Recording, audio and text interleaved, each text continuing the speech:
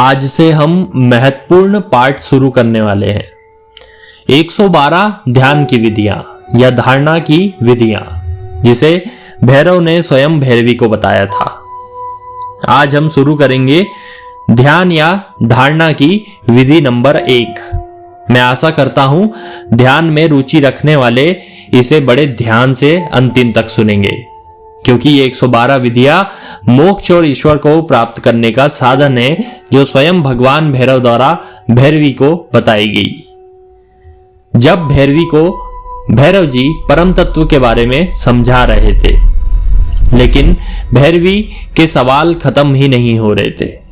भैरव जी ने कहा कि ये परम तत्व स्वयं बोध करने लायक है, इसकी अनुभूति स्वयं में ही होती है, इसका बखान करना बड़ा मुश्किल होता है। तो भैरवी ने पूछ लिया, तो क्या इसकी कोई विधियां होती है?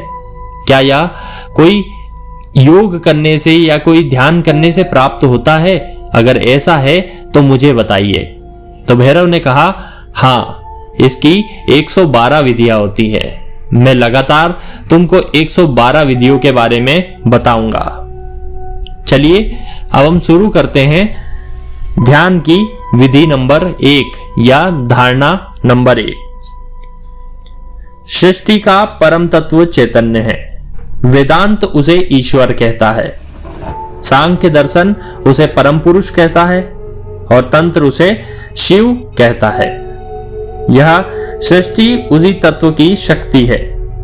वेदांत उसे माया शक्ति कहता है, सांख्य उसे प्रकृति कहता है और तंत्र उसे भैरवी कहता है या शक्ति कहता है। भैरवी अपनी परावस्था में शिव से अभिन्न रहती है, लेकिन अपरावस्था में भैरवी ही इस सृष्टि का निर्माण करती है।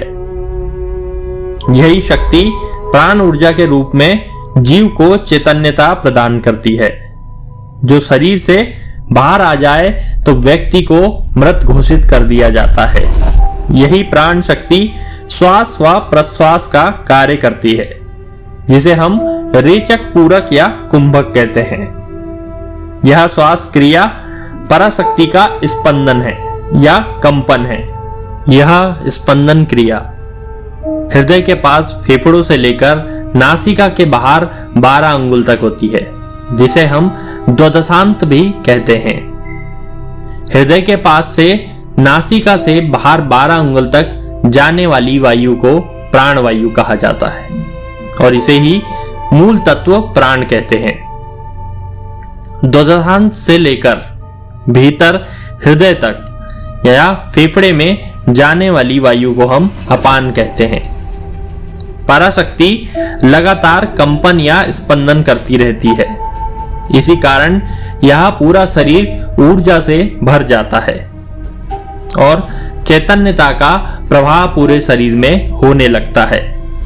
प्राण जब निकलता है और जब अपान अंदर आता है, यानी श्वास और प्रश्वास के मध्य एक स्थिर अवकाश होता है, एक रुकावट होती है जो हलचल से विहीन होती है, जिसे शिव तत्व कहा गया है।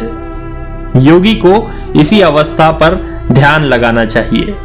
उसे अपने श्वास और प्रश्वास के मध्य जो अवकाश होता है, उसकी अवस्था को, उसकी समय अंतराल को बढ़ाना चाहिए। यह वह समय अंतराल होता है जब व्यक्ति के अंदर स्थिर शिव तत्व अपने भैरव तत्व को बाहर की ओर निकालता है और इंसान जो ध्यान करने की स्थिति में होता है, उस समय वह पराभैरव को महसूस करने लगता है। धीरे धीरे उसकी ऊर्जा उसके शरीर में बढ़ने लगती है। इसी अवस्था को हम कहते हैं शिव से भैरव की उत्पत्ति होना, यानी मानव शरीर स्वयं ही भैरव और भैरवी बनने लगता है। इसलिए आप अपनी श्वासों पर ध्यान केंद्रित करें और उसे बीच के अंतराल को, जो अवकाश के रूप में आता है, जो परम तत्व शिव है, उस पर ध्यान लगाएं, उसकी अवस्था को बड़ा करें, उसके समय अंतराल को बड़ा करें।